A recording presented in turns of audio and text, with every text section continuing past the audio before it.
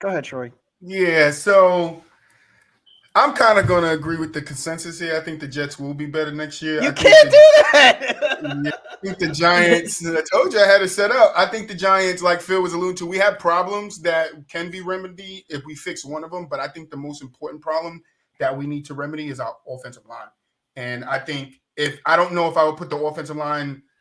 I think it's 1A, 1B. It's offensive line and wide receivers because we don't have wide receivers. Like we don't. We just don't have good wide receivers. So we need to go out and find a way to get a true number one wide receiver to give somebody for Danny Dimes to throw the ball to. Because look, in his rookie year, did he not have 2-5 throwing touchdown games, bro?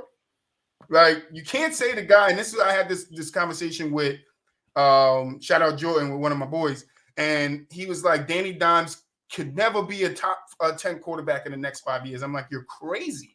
You're crazy. You put the pieces around this guy that you need, and he's like a game manager that can do a little bit more than what a game manager does. He's like a 2.0 to Ryan Tannehill, in my opinion. Alex like, Smith. Right. You know, he can move.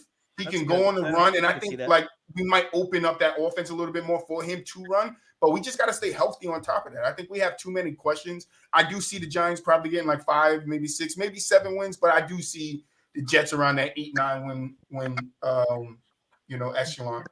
I think Jason Garrett hurt Daniel Jones' development a lot. But coaches the can turnover. Do that. Yeah, the turnover. The Giants are still paying 3 coaches that they fired already or something like that. So, like, yeah, the coaching turnover, the carousel of playbooks, all that.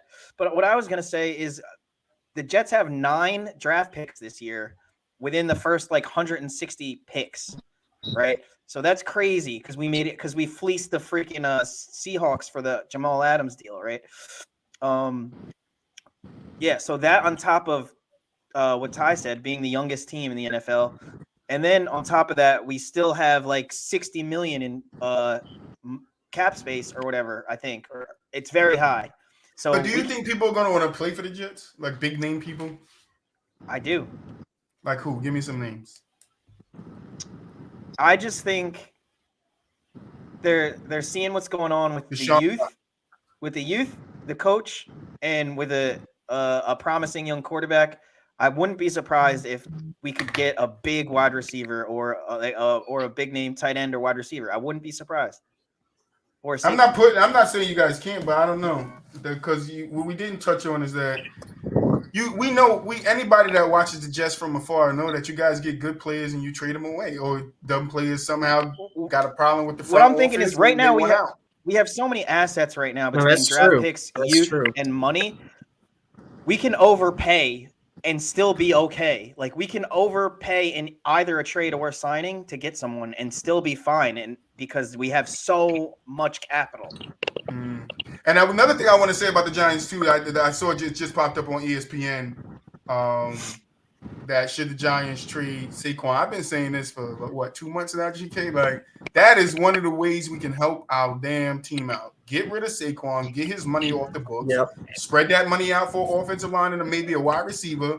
Do something because Saquon, and I get it. Saquon talked about last year how he's coming back in a more healthier mode. He's going to do some damage. Got injured again. Like, nah, bro, I don't trust you anymore. This is 3 straight seasons of you injured. Did you come into the league injured? Then you come in injured. Yeah, I think it's for rookies. But remember, the coaching is killing Saquon. I mean, again, those same Giants games I watched last year. I'm nobody. I'm Joe Schmo on the couch watching the game. And I'm like, oh, here comes the screen.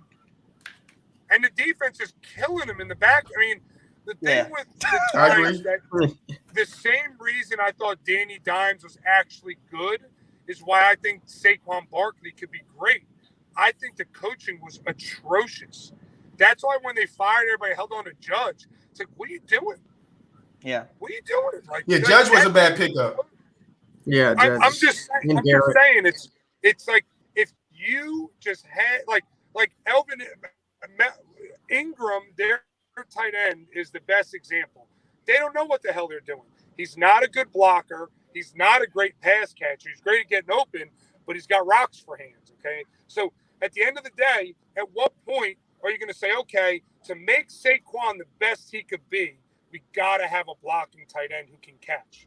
We're not doing that as the Giants fans, right? They're just, Ingram, and we're going to split him out. No. If your offensive line isn't great, like that's what Travis Kelce does great. I know later we're going to talk about the tight ends, but that's what Travis Kelce does great. If he has to step in and chip someone, he's crushing someone. And then he's still bound his fist going to get open, do his thing. But Ingram's not that guy. So why do you I think that's I think that's a big point too. I think that's a big point too. Is like the Giants, we always draft good potential, but it never pans out. Like, look at what was his name, Eric Flowers, the offensive lineman. Yeah. Like, how long did we hold on to hit this guy and give him chance after chance after chance? And he was just letting people in. Here, come into my house. There you go. Here's my wife. You can lay on top of her. Like, letting him sack the quarterback. Like, no.